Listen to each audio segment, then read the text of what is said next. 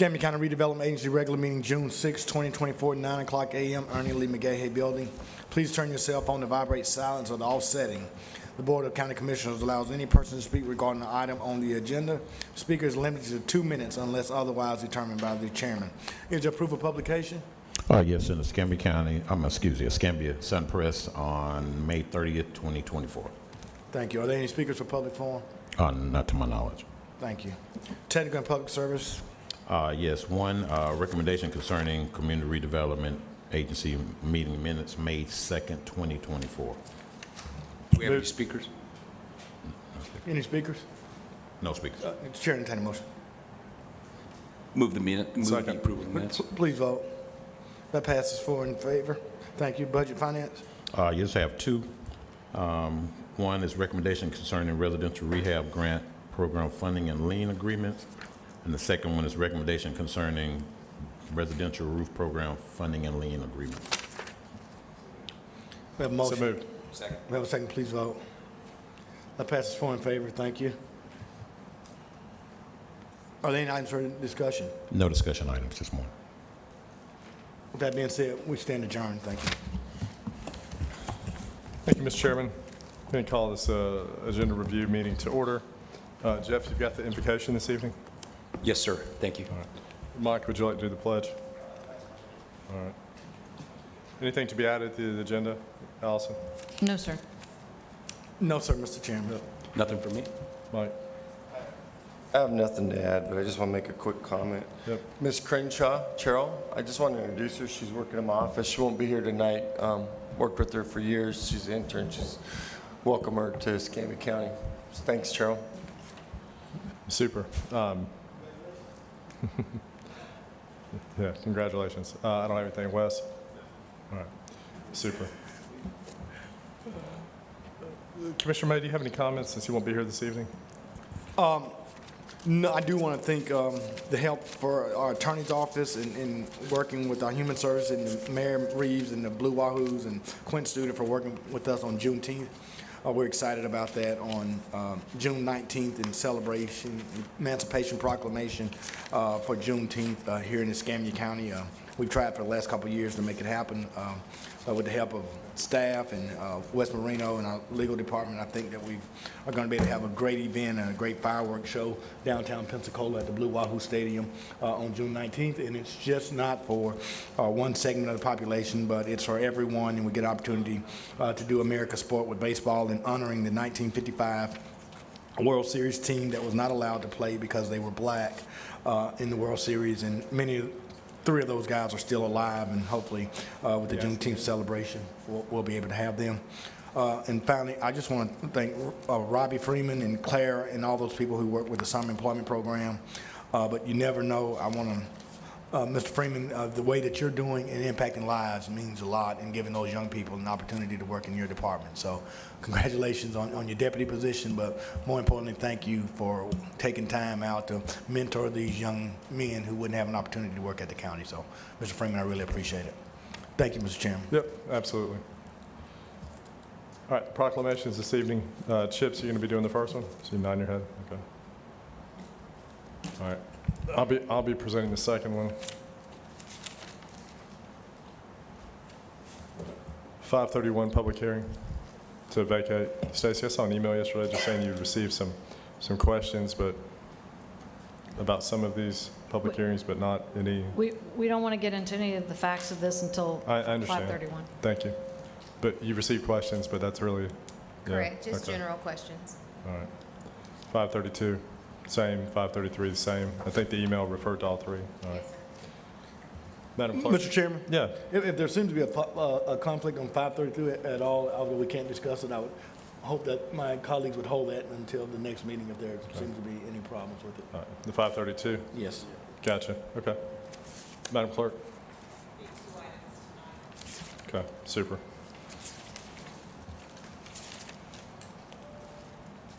Horace. Good morning, Commissioners Chairman. For our growth management report tonight, we do have the rezoning case Z 2024-06. Then we have 545, consideration adopting the zoning map. Then we have the Then we have another rezoning case, which is basically coming back to the board, Z 2023-03. We're at the 546 on that one as well. Then we have our growth management action items. We have Sanctuary Subdivision Phase 1 plat. There will be some modifications, some language to that one, because there are some issues with them not having that in Ms. Joy Black. All right, Joy, what's going on? Good morning. They're just going through some issues with ECUA that'll be resolved shortly. And just as with any building permit, it wouldn't be released without that being resolved. So your plat can be accepted, conditional on that being resolved. We'll take care of it for you. Okay. All right, Horace.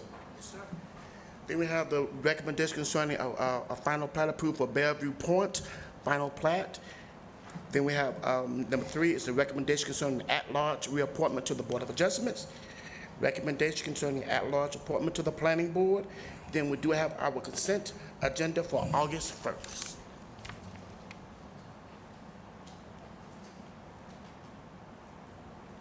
All right, super. Wes? Mr. Chairman, the 15 items on technical public service consent agenda. I'm opening them up for questions if anybody has any. There are 41 items on the budget finance consent agenda. If anybody has any questions. And then we have 2 items on CAR 3 discussion. Mr. Chairman, is it your will that we go ahead and have these discussions this evening, since it looks like this is going to be a pretty short meeting this morning? Well, I think that lends itself maybe to a little bit of a discussion, this morning, if you want to entertain it. Sure. You want to start with number 1? Yeah. All right. Well, obviously, everyone knows we have a $36 million offer on the table for the entire field. It's exciting to think of it. However, I think we have to talk a little bit about if we were to entertain that and countenance it and move forward with it, what does that do to our Triumph grant for Frank Reeder? That's a problem that I don't know that we can overcome. The other part of it was the board moved for the 250 acres so that we could create jobs, in part because of the fact that we would lose control of that property if someone bought it and said they were going to do jobs and industrial, but instead utilized portions of the flawed Live Local Act to build high-density residential without any input or any oversight from the county, which could happen under that legislation, which was flawed legislation. And they still haven't fixed it yet. So I'd like to know your thoughts on that. Yeah, so, I did have an opportunity to meet with these folks last week. I do like, I like some of the projects that they've done other places. Oh, yeah. And I think they have the capacity. I think they have the capacity to do the project. I think it's reasonable. I think the second item, the number 2 item, is a little bit more. I think it's a little closer. A little closer, a little, potentially a little. The finish line, maybe in eyesight of that project. I did like the folks. Like I said, I know they have the financial capacity to do a project of this scale, and looking at some of the projects they've done in other areas, I do like the mixed use stuff that they've done. I think it's reasonable just to because there haven't been any discussions to this point between the parties and Wes and Allison, to just kind of ask them to interact with them some, let them know, as they've done some others, what some of the board's concerns might be, and see if they can kind of take the clay and take a malleable piece of clay and form it into something that maybe takes a manifestation of something that the board might have a little bit. But what about the Triumph, though? If we Well, went that's a big deal, and I think it's we do have relationships. We're lucky to have 2 Escambia County folks on the Triumph board right now, so we're fortunate to have relationships, and maintaining that's a huge deal. So that's certainly a part of the conversation. I don't think that anybody trying to develop is going to intentionally try to navigate something in a way that's going to preclude quasi-public money, Triumph money is private fine money, but still, from their point of view, it's other people's money, so Right. we'll say public. So, you know, I don't think anyone that's, you know, that's developing on any scale is going to kind of force something through that's going to preclude the use of other people's money on the property. So I think the conversation is, you know, I think the conversation is worth having, and we'll just see, you know, we'll see how it goes. But no, maintaining the eligibility and the ability to secure those funds for the improvements that are needed on Frank Reeder Road, and I think are especially needed as we, you know, as we might talk about the second item, you know, the Yeah. second item on the administrator's report. I don't think the, you know, first takes formal action, just, you know, there haven't been any conversations between Wes and Allison and the interested parties, and if, you know, the board, if there's no objection, we just kind of say, hey, why don't y'all have some discussions with them, and that's good enough from my Yeah. point of view for today. Yeah, and I don't disagree with you, Stephen. I would also like to say that in light of the other offer that's on the table as well, I think that, you know, if we decide that we want to go the direction of selling the whole thing again, I think, obviously, I think that first offerer would want to make an offer on the whole thing too, because that's what he wanted. He wanted the whole thing. Yeah, And, and yeah. in light of the Live Local Act, we, for good reasons, we've said no on that. But back to that tract in the northern area. And what we may end up with is, we may end up with the first, you know, the first letter that was the larger piece. I mean, I think we've got a, you know, very good chance of maybe moving forward with something with the second item on the agenda today, and that changes that offer regardless of anything else, because that would be peeled out of it. You know, just let the conversations happen and see where they go. Maybe it ends up that, you know, maybe they end up looking at the same 290 that some other folks have looked at. Maybe that's what seems reasonable, but, you know, at least if the board would, you know, allow Wes and Allison to have some of those conversations and just kind of see what the appetite is and how the conversations go. Yeah, no, that's absolutely what I want to do. Allison, I want to ask your opinion about this. If we were to entertain the $36 million offer from the group out of Montgomery, is there any way legally that we could prevent them from, you know, doing what the Live Local Act codifies in statute, which is allowing them to sidestep our development review process and just build high-density residential without having to go through our zoning process? Is there anything we could do to protect us from that? Yes. What? In my opinion, yes, and we talked about this during the D.R. Horton discussions. The deed restriction, but I thought that you said the deed restriction would not trump the state statute. No, we're in a unique situation with regards to this property because we actually are the fee simple owners of this property, which is much different than the normal situation. But if we sell it, we're no longer the fee simple owners. Correct, but what we talked about doing during the D.R. Horton discussions, which is still what I would recommend if the board still has concerns about the Live Local Act, is that we could record deed restrictions, and in this case, what we were talking about doing last year was recording the master plan as a deed restriction against the entire property. Yeah, but we're undoing that. Remember the discussion last meeting? We're undoing that. Well, we're going to have something in place, and so we can record something as a deed restriction prior to closing on the property, if the board still has concerns about the We Live can, Local I mean, Act. we can do deed restriction on a parcel, on a specific parcel, regardless of having a master plan. We could deed restrict a specific parcel that's being surveyed out to be transferred to somebody in fee simple ownership. I mean, we could put a deed restriction on that single parcel, Or- hypothetically, right? Assuming that we have it surveyed that way, Yeah. of course, while we're still the fee simple owner. Yeah, so we have a lot of control. So an amended and we'll master maintain plan or that. some other deed restriction. And we'll maintain that control until we're comfortable with what the outcome could be. Because, Yeah. yeah, no, I agree with you, Jeff. Well, I mean, we've all seen it, you know, we're going to build a mixed use with retail, and then they get the zoning they want, and then what comes in is high-density apartments and residential, and you never get the retail. You get the broccoli, I mean, you don't get the broccoli, you get the dessert. The developers get the dessert, but they never bring what they say they're going to bring. I just want to know that we're protected. And then part two, and this pertains to both discussion items here, Commissioner Berry, you know, this board went through a long process, lots of gnashing of teeth, lots of angry residents, and we negotiated a master plan. The one thing I would say about item one is, and I know those folks, I met with them, I've looked at some of the things they've developed in Huntsville, Birmingham, Montgomery, other places, and it looks great, but that contract was silent on the master plan. So I think, to me, that's important. That's important to the residents that I represent. And it's important as it pertains to item 2 as well. The master plan's specific. It's in our code of ordinances. So I think that's going to be an important conversation that we have. I mean, we can't, no matter who they are, they've got to, that's codified in the ordinances. All right. And I'm interested in seeing them do something that's quality.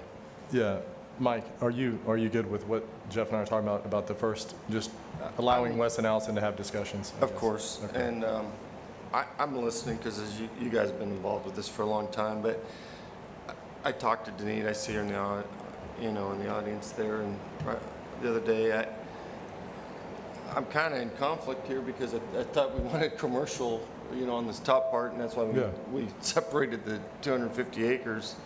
So I'm all ears, but I definitely am in favor of listening to what Florida West comes up with, as well as going back to the folks from Montgomery and seeing what we can come up with. Okay. And onto the second item, I think it's very exciting. It is. And, I think that ideally, we want to hear, I don't think the first item is going to take real formal action, just discussion, but, we'd certainly hear from the public tonight about, have whatever discussion they would like to have. And then the second item, I think it's really a good, really good thing. The number is good. It's a reasonable number. I think there's some, I think it's much further along as far as the feasibility, and probably some function of that is we're talking about, 1 25-acre project, and that probably makes it, easier to manage anyway. But ideally, there are still a few terms in that LOI that the county can't really, be a party to, or we can't engage in that. But I would, best case scenario, I would hope that the board would, would allow a little bit more formal discussions than we were just talking about between Wes and Allison, where now ideally we would ask Allison to work with their general counsel, with the proposer's general counsel, and see about trying to iron out an actual contract. Because I think, and again, some of that function is we're looking at one project on one parcel on one piece, and that makes it a lot more manageable probably than the other.